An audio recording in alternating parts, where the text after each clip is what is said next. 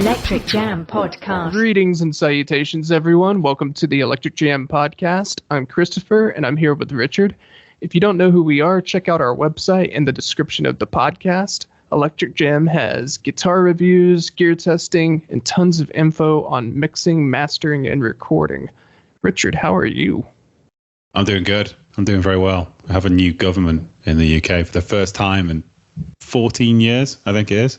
So, yeah, interesting I saw times. that. Was it the Labour Party? Yeah. We basically had like 14 years of austerity on Prison Island.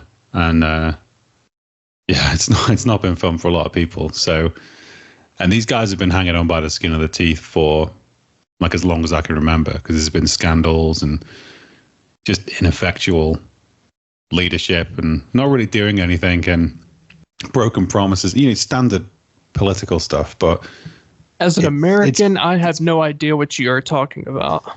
Yeah, but at least only 4 years or 8 years there, tops. I mean, Christ, it doesn't matter how bad somebody is. They've only got 8 years and they can't have any more. Here, it's like you basically can just be in perpetuity if people keep voting you in.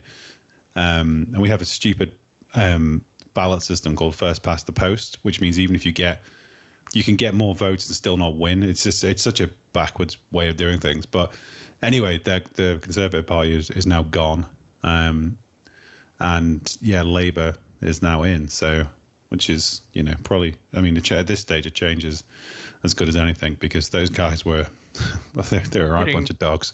So, yeah, I read a good article on it, and basically they were doing, pretty much like a lot of the Republicans on our side do, which is they block a lot of bills and they cause a ruckus, but they don't really get anything done themselves. So yeah, it's very they're very similar. They're both right-wing parties, but I don't want to divide anybody.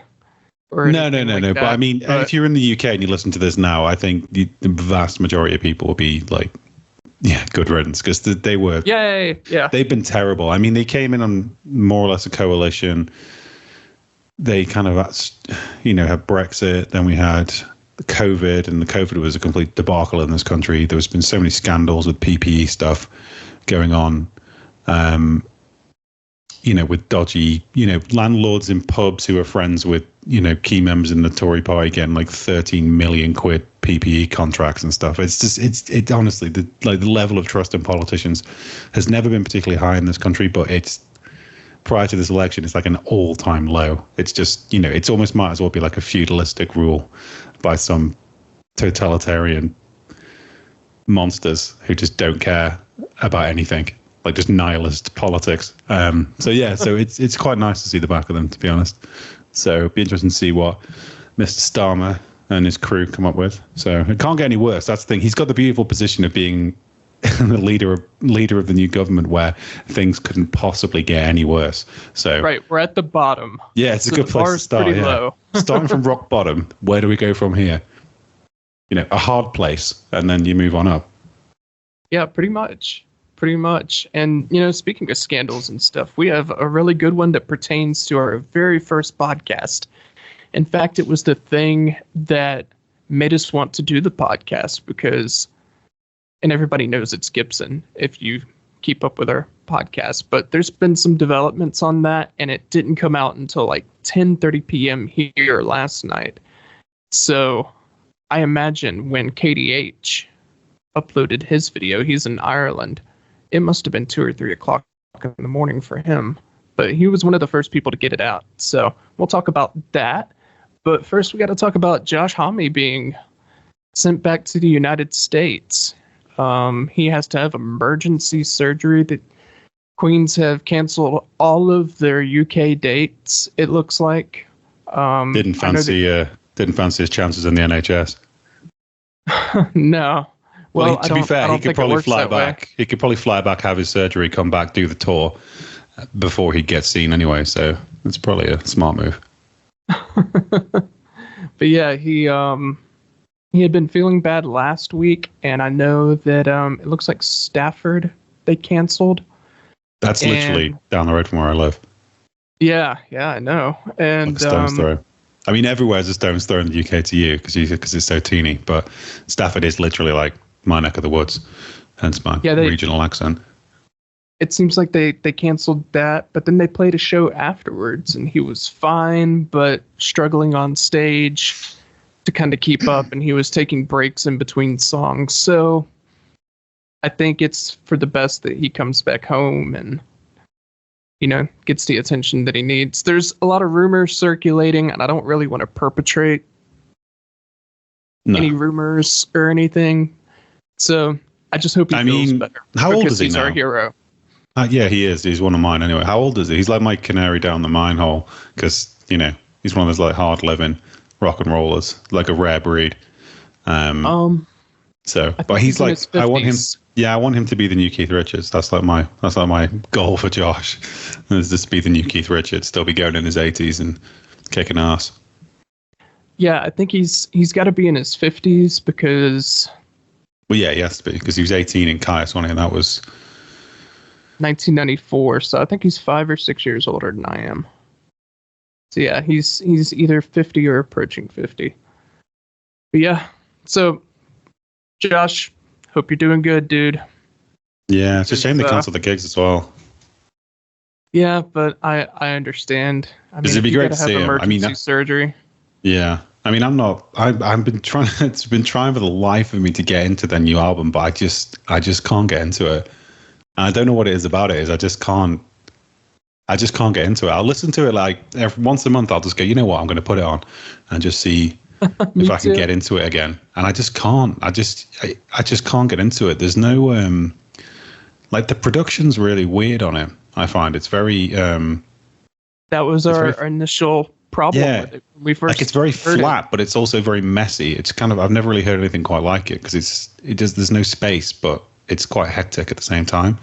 I've liked every album, and then me too, this one comes out, and it's just like, I don't know, it's a little weird. I don't know. I even like Villains. I mean, it was not the best or anywhere near the best, but it had some really good tracks on it. This one's kind of, it's more like Era Vulgaris in the way it's been produced. It's kind of like that messy sort of muffled.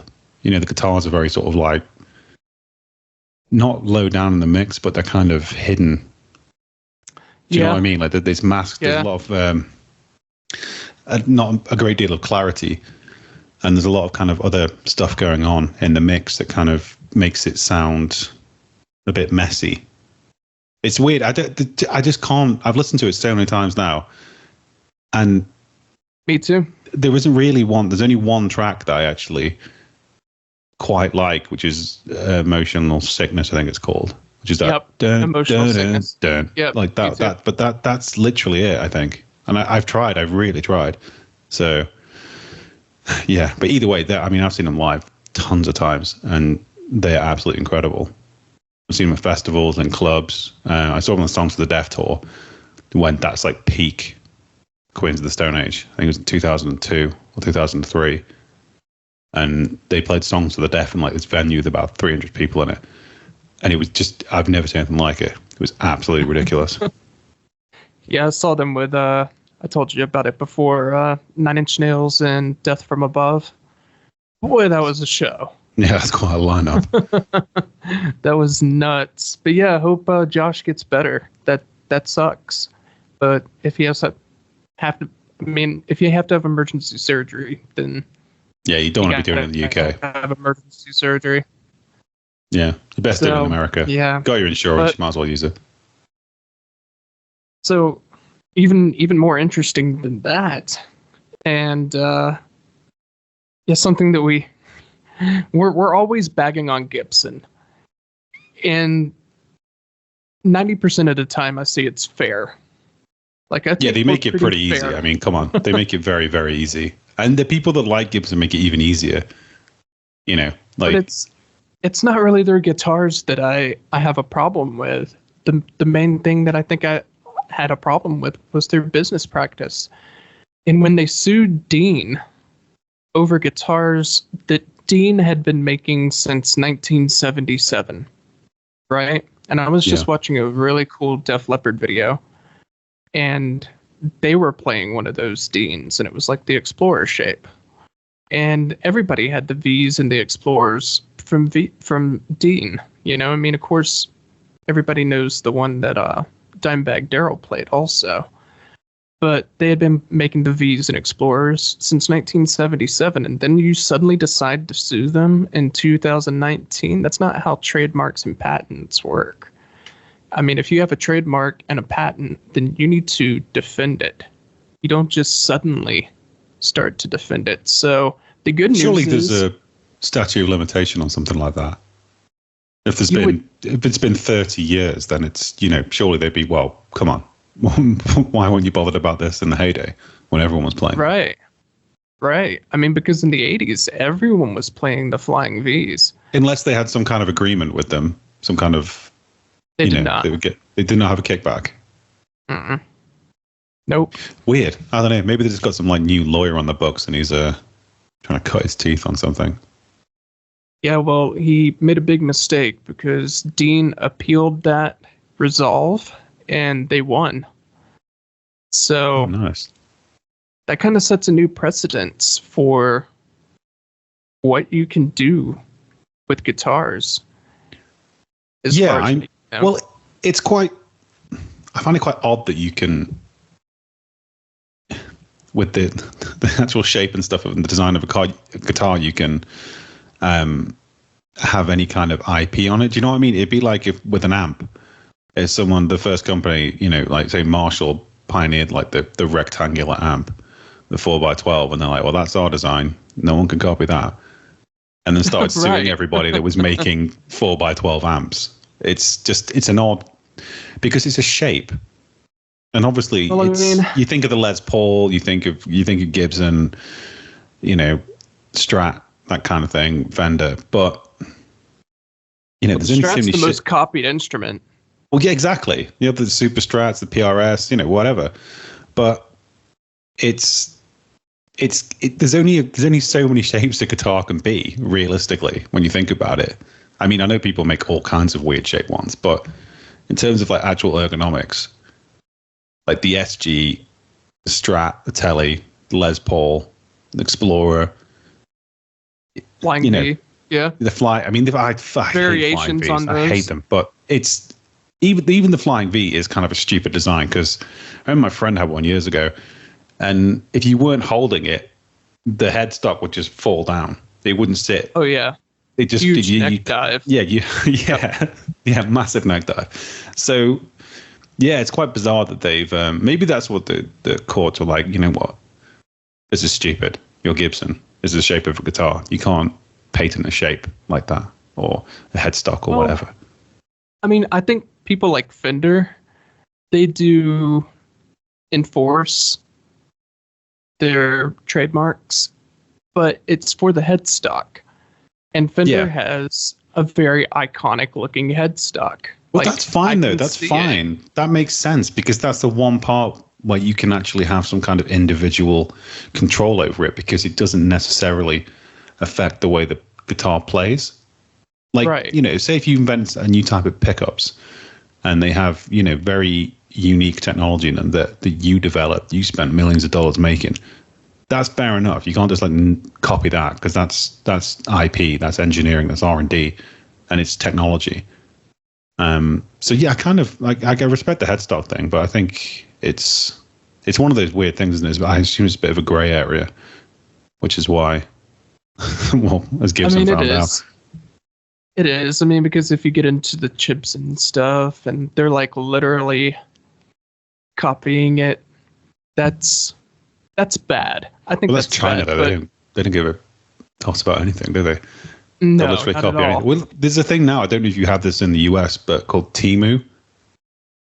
Yeah, which is like this new shopping app, which is just shipping this absolute filth from China, just straight out. You know, just awful quality products. And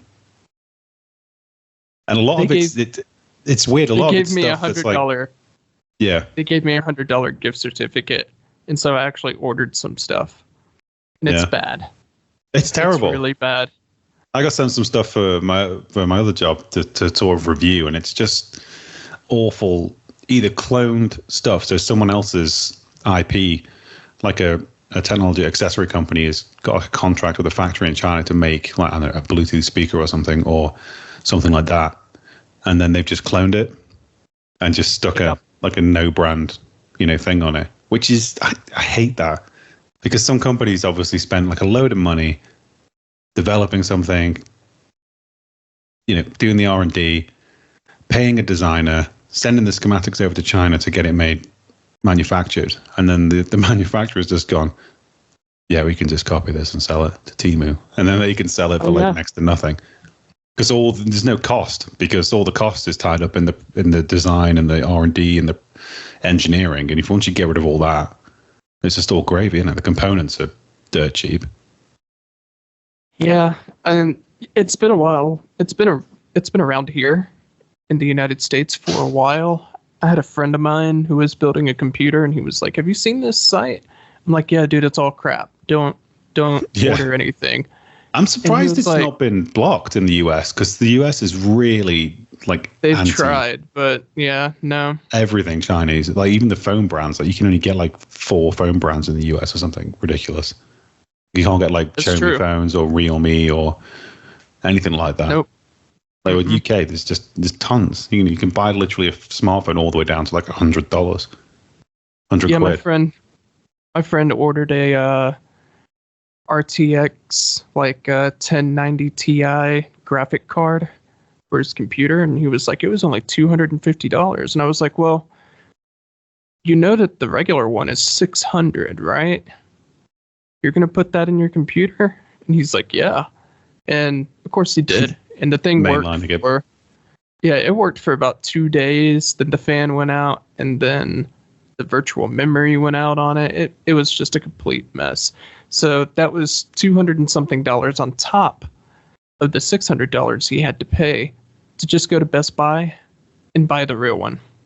Yeah, exactly. That's what I mean. It's like and also there's no returns policy or anything. They just don't care. Like, it would be like, well, this doesn't work, so too bad. Cheap. Yeah, too bad. You're gonna fly out to China and find us. So it's really bad that that's allowed to happen, because it's just bad for businesses. It's bad for like small businesses. It's bad for big businesses. It's kind of bad for everybody. So yeah. So our last little screw Temu. So our last little bit of news today is about NAMM. And our last podcast or two, we've mentioned how we kind of miss NAMM a little bit. And it looks like Fender is coming back. Fender has not been there the past couple of years. And Fender and all of their brands are coming too. So that means Gretsch, that means Charvel, that means Jackson. So maybe we might be getting back into the swing of things with NAMM, because like you said last time, there really isn't any replacement for physically holding the product and being like, oh yeah, I want to order 100 of these for my store.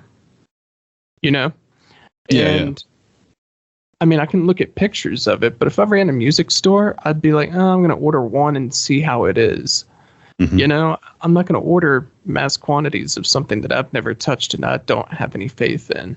So I think this is a good thing. The bad part about it is a lot of the rip-off Chinese companies are going to be there also.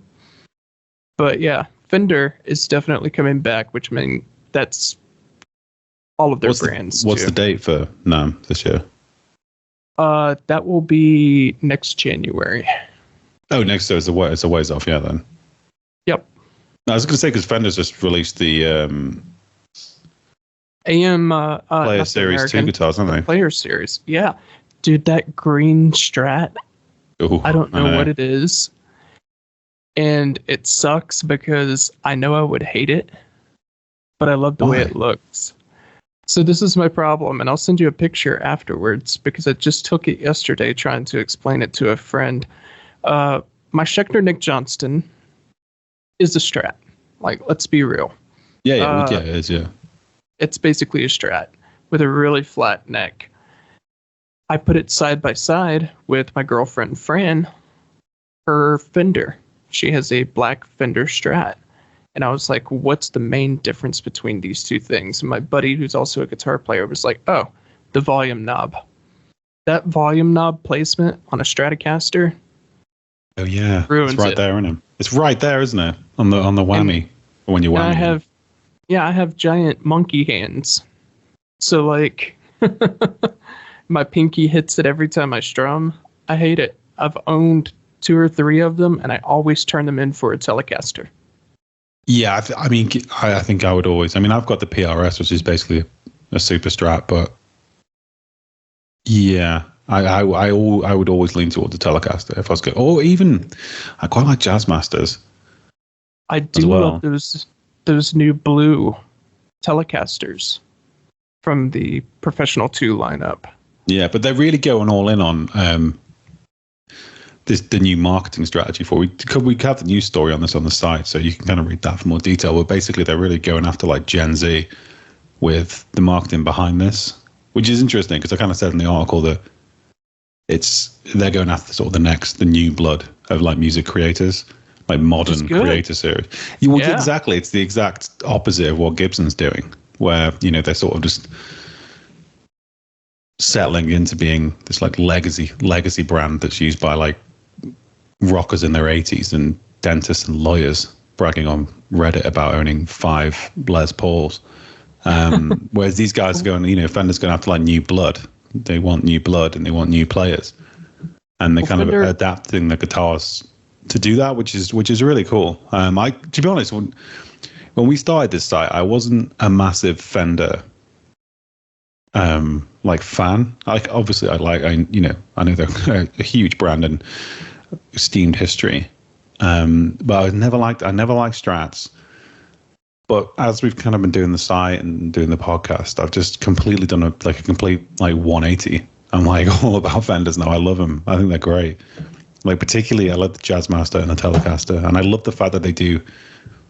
They just mess around with the pickups and stuff, so you can get different configurations. They've got the Player Series, which is really good, like really good value. For $800, yeah, absolutely. Like it's killer value. I mean, it's hard. It's a tough sell over that, and because in hindsight, when I with my PRS, I kind of wish I'd just kind of got a Player Series telly because that's kind of what I really wanted. Hardtail as well. None of that bloody floating trem which I've got on mine. Yeah, it's hard to find a telly with a trem anyway, but that's a good thing. That was one of the features I was going to point out. And on top of that, you were talking about marketing, and Fender has consistently been marketing to young people for the past 3 or 4 years. And you see it in their Facebook ads and stuff. It's always young people. It's always like a young girl and a young guy sitting on the couch, and they have an amp, and they're sitting there and they're playing with each other. It's always someone like under 25 years old. And I think that's a great marketing strategy. Well, that's where you go. Mm-hmm. Because you've got they have Julian Baker in the for the promo stuff for these new guitars. So whereas you've got Gibson rolling out. I mean, Jimmy Page is a goddamn legend, and he is. He's probably one of my favorite guitarists of all time, but he's like 80. I don't think he has any appeal to from a marketing perspective to a younger audience of guitarists. I just don't think he does, and that's not a slant on Jimmy Page. That's just that's just the way time works. It moves forwards. And even the greatest of players at some point don't have the same pull as they did before. Like I remember I went to Birmingham last year to Digbeth Brewery, which is now shut down, which is a real shame because it was a great place. And on the train on the way there, we just pulled into, I think it was Wolverhampton train station. And I was looking out the window, and this guy walked past, and I was like, "That's Robert Plant." And my next to me was and he was like, "God, it is." That. He's just walking around in Wolverhampton train station. It's like 30 years ago, that guy would have been, couldn't gone anywhere. It's literally swamped. So it that's what I mean, and that's why I find it quite odd that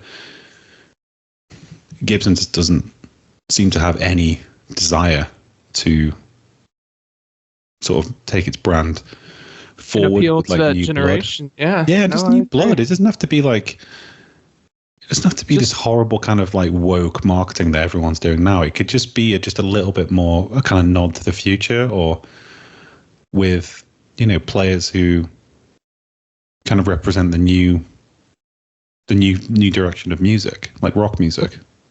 Okay, so on Fender's YouTube right now, their latest video, like you said, is Julian.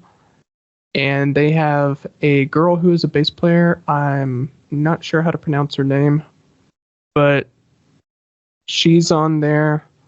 And then I went to Gibson, and Gibson's newest video is Paul Stanley's guitar collection. Exactly, so that's what I mean. It's which one is a 20-year-old going to click on? Yeah. Totally. That's what I mean. It's a I mean, we've said this so many times, but it's like a complete legacy brand now. But it's like an old legacy brand, like in the sense of when I think about like an American brand, like, you know, right, like that Harley sort of Davidson 80s kind of. You can just see in like a few years' time they're just going to be doing stuff like making. Kind of probably doing what Marshall's doing now, trying to reinvent themselves as a hip new brand for kids with their Bluetooth speaker or something weird like that. Or they already tried that. Gibson had that. They had the Sunburst Bluetooth speaker that was made out of guitar wood, and it was something ridiculous. It was something like $800. Yeah, I think if so, somebody it was computer monitors. Oh God, that's what it was. It was computer speakers. Yeah. But the Gibson CD player. Now you can listen to your music the way it's supposed to sound. It's just kind listen of authentically. Yeah. I don't know. If anyone from Gibson is listening, me and Chris are available to consult on your marketing, and we can help you beat Fender. Well, you can go back to our first episode, and you can follow our plan step by step, because we laid it all out. Yeah. They did a little bit, but you guys got to go a little bit further. Got to go a little bit further than that. Yeah, the new Fenders, though, they are amazing. And if you were to buy one of those Tellys for $800, you're getting a lot, dude, because those pickups, the new Alnico 5 pickups that they have are great. It does not have a traditional Telly bridge, which was always a sticking point for me. It doesn't have the 3 barrels. It has 6 individual saddles. Some people don't like that because they're like, it doesn't sound like a Telly. It still sounds like a Telly. But 6 individual saddles just allow you to intonate the thing so you're in tune. So I love the blue one. Like, I'm looking at the blue one right now, and I'm seriously thinking about selling something and buying it because it's beautiful. Yeah. Honestly, it's a great looking guitar, and the only thing I would do is put locking tuners on it if it doesn't already have them. Yeah, basically, yeah. So it's weird. It's very bizarre that and a Telly will make you a guitar player. Well, the Gibson did the concession, didn't they? With the what's it called, the Modern Light? Is that what it was called? The Les Paul Modern. Yes. Mm-hmm. But it felt like when Apple did their cheap iPhone, it just felt like a bit punitive. Like, well, we don't really want to do this, but we kind of have to. So we're going to do it, but it's not going to be very good. And when you buy it, you're just going to wish you bought the proper one. I sent you pictures that day when I was in the Atlanta Guitar Center.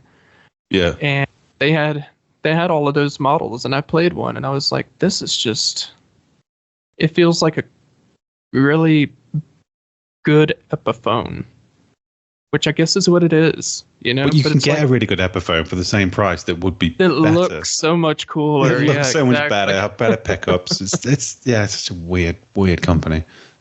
Yeah, I don't know. I don't know what to say anymore about Gibson. I can just imagine their CEO being like a really old, grumpy guy who complains about everything.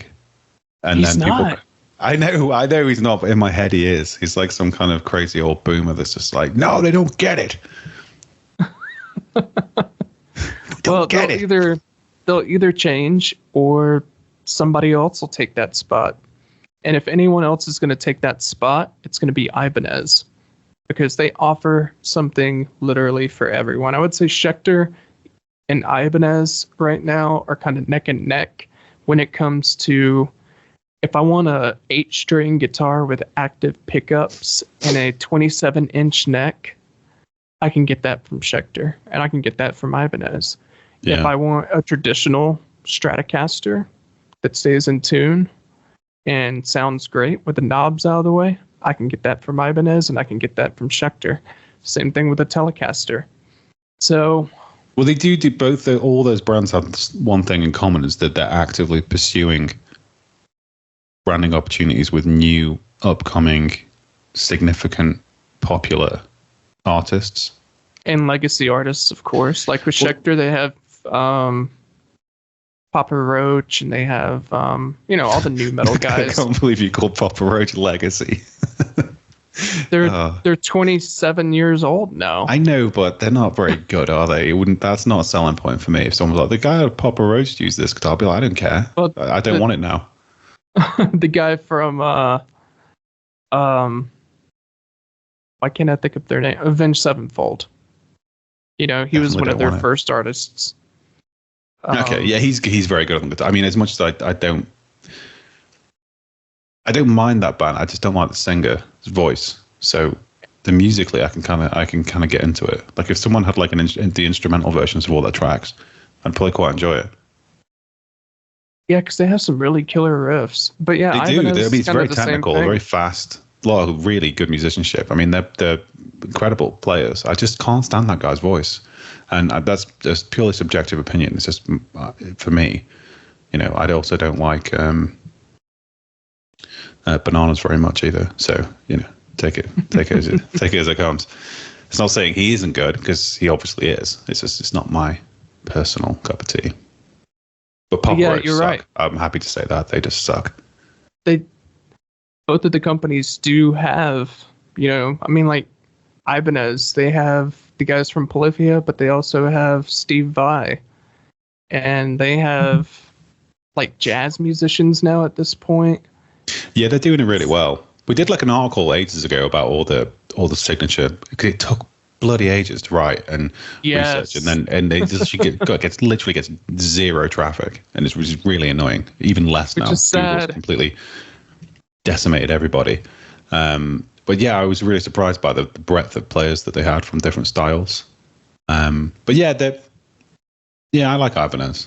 They're cool. The thing with Ibanez is, my brother, when we were growing up, he had a Ibanez, some real, crappy 180 quid Ibanez. So in my head, because I used to play that guitar, I always associate Ibanez with that rubbish guitar. So there's kind of a link. I can see that. Ibanez, that bad guitar. So I've never played a good one. So, but I do, obviously now I know that they make a lot of fantastic guitars. So, but they're doing it right. It's going after that young blood. It's having the legacy guys, but the new people too. And when I did that article, it's way more weighted towards the newer players than the older ones. Right. Mm-hmm. So, yeah, take note, Gibson. So our main topic today is Rick Beato released a video, and it has been so controversial. I love how Uncle Rick is now he's like a news creator. He's like the Joe Rogan of guitar space now, isn't he? Basically, he really is. And just so with more in hair, his video, and less testosterone. So in his video, he started talking about, music just is not as popular anymore, and so he goes and he looks at the statistics in Google Trends, and art, music, photography, everything creative is down 60%. And when I first heard that, I texted you and I was like, that is scary. Yeah, I can tell you why, though. Absolutely terrifying. I can tell you why, too. Because they don't use it. Because young people don't use Google. That's what it is. Young people don't use it. And that's Rick. What Anthony Fantano... he got tripped up by his own boomerism. Well, Anthony Fantano did a response video to Rick. And he was like, that's your problem, is that people don't find music through Google anymore. And that's why it's down. But he said if you go on Reddit threads you'll find millions of people talking about every niche of music that you can imagine. And he was like, Rick, I will show it to you. I swear I'm not lying.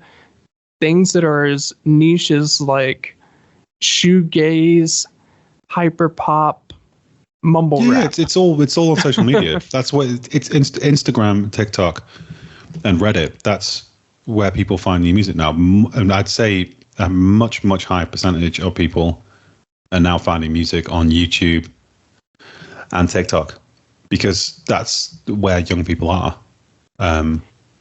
Google knows that. That's why it started to mess around with all these stupid features in its SERPs. Like including videos on TikTok and Twitter and YouTube and Reddit and whatever, which is fine, but it's one of those things. It's a double-edged sword. Google really needs to just double down on what it used to do, which is being an information retrieval machine that's accurate and reliable, and just allow somebody else to have control of a different aspect of the market. Because Google owns YouTube. So from my perspective is, I don't want to watch a YouTube video if I'm searching for something on Google. If I wanted to watch a YouTube video, I will search on YouTube. I would go to YouTube. I also don't want to see a Reddit thread when I search something on Google, because if I did, I'd go onto Reddit and look for it. So exactly, it's like Google's trying to please. It's like in the UK we have this thing called Sky TV. It's like satellite TV, and basically it's a massive company. Like Sky B is huge. It's Rupert Murdoch, blah de blah de blah. You guys don't have to pay for TV licenses anymore? Yeah, of course you do. Oh, okay. You pay for the BBC, haven't you? Which begrudgingly everyone has to do. Unless you're Scottish, then you don't have to pay for it for some reason, or your prescription. So I don't know. It's good to be Scottish. So basically, Sky is, no one watches the actual Sky TV channels because they have like Netflix on there and Amazon, and the only thing they have going for them is like the sports, because they have exclusive rights to all the football in the UK. But you can't watch it anywhere else. Same with Formula One and loads of other sports. And that's it. That's how they lock people into it. But they become just like a conduit for something to watch it through. But they charge a massive premium for it, because they're. But all you're really watching is the football stuff match. You could racing. Well, I didn't even watch football, and I have Sky TV, and I constantly every day, at some point during the day, I think, I'm going to cancel Sky, and then I forget to do it, and then a year goes by and I haven't done it again. So it's a very similar thing with Google. It's like they're just, rather than being what they are, they're just trying to be something else. Because it was not probably a very good analogy, but my point is that Sky, people used to have it because it had loads of channels. So like we used to have like 5 TV channels in the UK. Then Sky came along and had hundreds. So then people started watching that. So kind of like the way people used it changed. And now obviously with like Netflix and all that kind of stuff, which you get on smart TVs anyway, like built in. Exactly. So you don't need Sky anymore. Not really. But it's the same with Google. This is where it's going with them. You don't really realistically need Google anymore. That's why they're kind of leaning into all this like AI answers and stuff, because they're trying to keep people in there, desperately trying to keep people on there inside their search without sending them to other sites. But the long-term effects of that is content producers and content creators who publish information will just stop doing it because they can't afford to do it anymore. And then Google won't have anybody to scrape. And then what? It's just going to consolidate Reddit feeds and forum posts and TikTok videos. Yeah, which would be trash. Well, the other thing that Rick said in the video, and it really hit me really hard, he was talking about, even kids today, they're not practicing their instruments. And, of course, Anthony Fantano had a retort to that, and he's like, well, clearly they are, because there's kids on Instagram that can shred, Yeah. And but at the same time, I kind of feel them, and maybe it's a regional thing, because I've lost 3 good students this year because they just wouldn't work. They just wouldn't do the work. And after the 4th or 5th time that a student shows up in the studio, and I'm like, where's your homework? And they're like, oh, I didn't do it. Well, I'm done with you then. I can't teach you.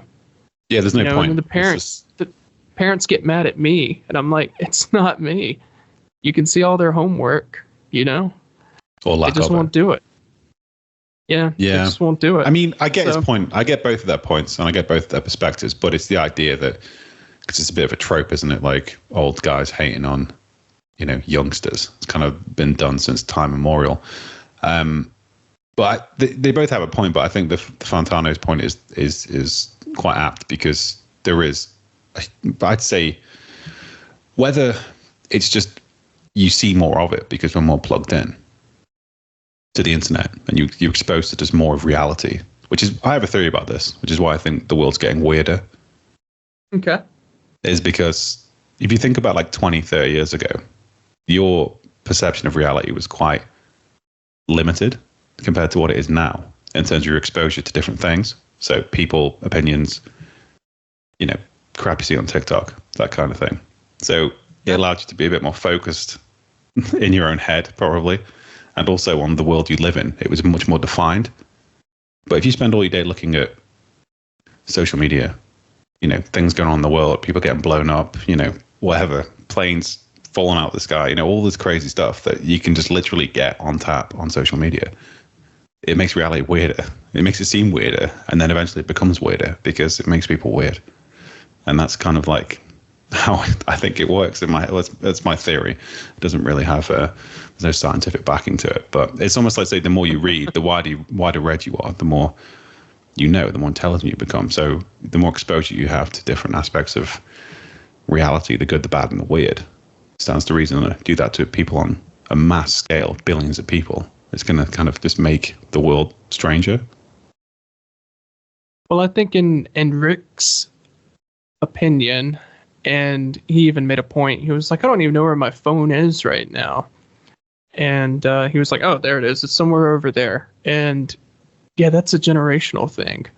And so his reality probably is a lot different than someone who is younger. And I don't want to say chronically online, because that has like a negative connotation to it. But that is the thing, though. That is a thing. That is definitely a thing. It is a thing about kids. I have two young children, and I work as a technology journalist as well as doing this, and I have really, really strong opinions on this, because I've been kind of on either side of it before smartphones, with smartphones, as smartphones developed. I also knew like the companies and how they operate and how they work, things like Facebook, social media. I've been to their product launches. I've interviewed their, higher up executives and stuff and talked to them. I've had signed NDAs about things, and it's not for kids. It's not for kids. Like having unfettered access to the internet at any time on a phone or a tablet when you're under the age of, when you're a minor, is not a good thing. And I know they put these parental controls on it and stuff, but you can get around them literally like that. Oh yeah, kids know how to do that. Yeah, so my boys will not have, they aren't going to have phones, not smartphones. Like, there's no way, not until they're old enough. I mean, Steve Jobs, for Christ's sake, wouldn't let his children use his products.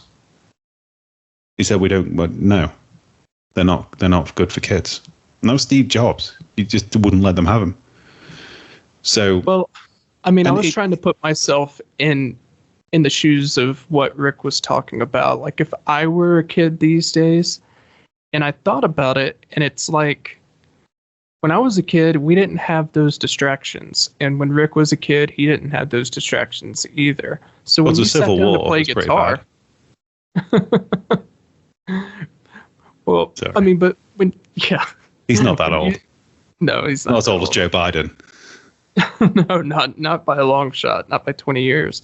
But, when we sat down, we would sit down for a couple of hours and just play, and it would be completely uninterrupted because there were no distractions. And now I could imagine, that's the point. And I've done it, actually. I've done it because when I was recording a song, I think 2 or 3 weeks ago, I was recording an idea that I had, and my phone went off, and it was you, and we ended up talking for about 20 or 30 minutes on text. And then I came back to the song, and I was like, oh, I'll finish this later. Yeah. So I can see how. But the point is what you just said. You you've nailed it. It's attention. That's the thing. So what is social media? What are these computer games? They need and crave and want your attention. That's what they are. They make money with your attention.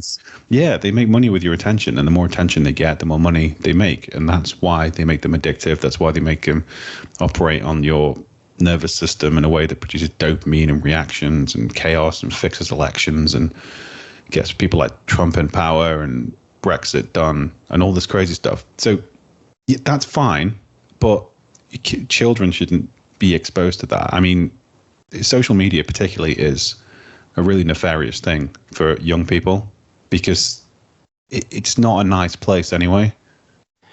I was going to say, what if they post a picture and then their picture on Facebook gets no likes, and then that's what I mean. If you're taking terrible. You're taking one of the most turbulent times of someone's life when they're a teenager in secondary school or high school, as you call it, where you're from, and you're adding in a level of another level of like kind of unseen politics that doesn't need to be there. I mean, one of my good friends, he's got a stepdaughter, and she's like 18 now, but she used to talk to me about it in school. You know, people in school, and they were like, there was like, you know, bullying going on online, but not in school. And then people were like, you know, why haven't you done this? Why haven't you made a comment about this? And just this level of just bullshit that just doesn't need to exist in a child's life for what is effectively just an advertising platform, which is that's what it is. That's what social media is. If you think it's anything different, then you're wrong, because that's what they're designed for, to harvest your data and sell you crap that you don't need. And I couldn't even kids shouldn't have any part of that. It should be 18. You should be 18 before you can have a Facebook account, an Instagram account, a TikTok account, whatever. And that sounds like an old guy Rick Beato thing to say, but like for long no, time, I agree with you. Study after study after study that shows that it's detrimental to a developing brain to be exposed to that kind of nonsense at a young age. And not only that, but like, you know, when I was in school, when I was in high school, I got picked on so much, but I knew that as soon as I got off that bus and I got home, I was safe. Exactly. You know? But now with the internet, now you can get bullied at school all day, and then you get home and your Facebook is blowing up from those exact same bullies that have messed with you all day long, and you go to sleep being messed with by these same people. It's you're right. Horrible. It's awful. It's not a nice thing for children. It's weird terrible. That it's been allowed to go on this long before someone has come in with the kind of legislation and just said, nah, enough's enough. Because there's been so many studies. I mean, I can't think of one good thing to say about social media, really, if I'm actually honest. You know, Reddit's kind of good, but it's more kind of an information retrieval machine finding things out.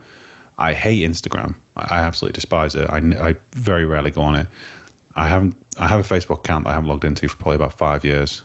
TikTok is just, I'm just too old for that. It's just, every time I see it, like if Jill's on it, and I'm just like, I don't even know how you can even I don't get it. Look at that. It's like, I don't know, it's like having like the possessed like souls of billions of people locked in your phone, and you're just flicking through them to see which kind of like torturous hell they're experiencing at any one time. It's awful. And yeah, it's scary, especially with having young boys. I just don't want them having any part of that, because it's not good. It's not good at all. So I think Rick's got a point. I think the other dude's got a point as well. But I think Rick is kind of leaning a bit too far into the curmudgeon-y old man angle, because I think there's plenty of talented kids and coming up who are going to be exceptional and play, and they do play.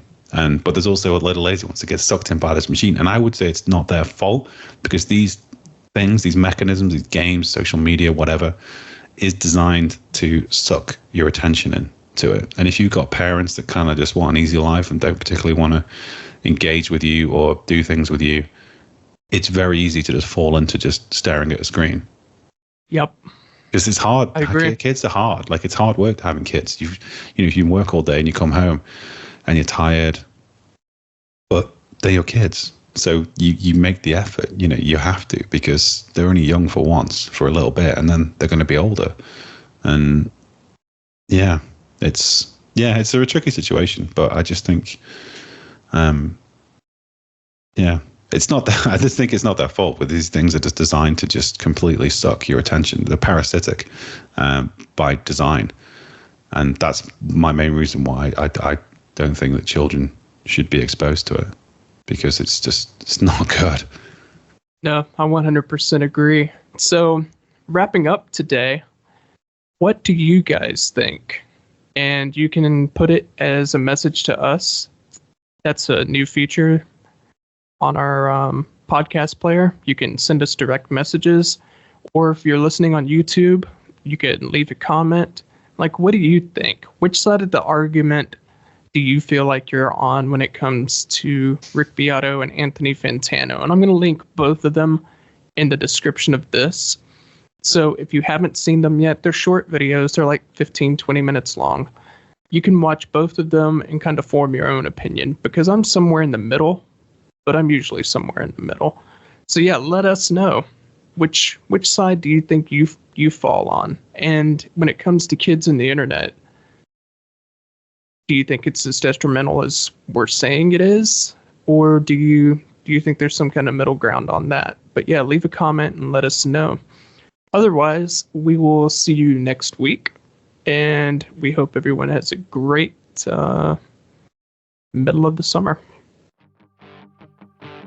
You're not going to say bye? Oh, sorry. I was letting it. You did it so well. I felt it'd be bad if I chimed in. Anyway, yeah. Bye. Papa Roach suck. Sorry. That's wrong. It is mean. They're not. They're okay. They are okay. I mean, they're still making records good. Yeah. Fair play. Maybe it's you puppets that I'm so afraid that I'll become. I never know when I'm right, never know when I'm done. Maybe you're the only one in your lonely little world. I know I'm not alone. Am I the only one? I know we're all the same. Where do you put the blame? On the price of fame to kill the scene away.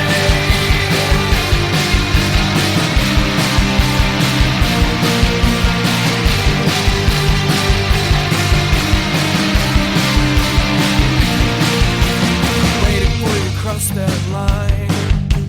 Just how far will you take it? Don't you ever get real tired? I know how hard it is to fake it. But you color canvas with the same old paint that we're all using. Yeah, I know the game and all the ways that you abuse it. Did you win a prize? You know you can't refuse it. Just because you're at the top doesn't mean that you're not losing. I know we're all the same. Where do you put the blame? On the price of fame to kill the scene away.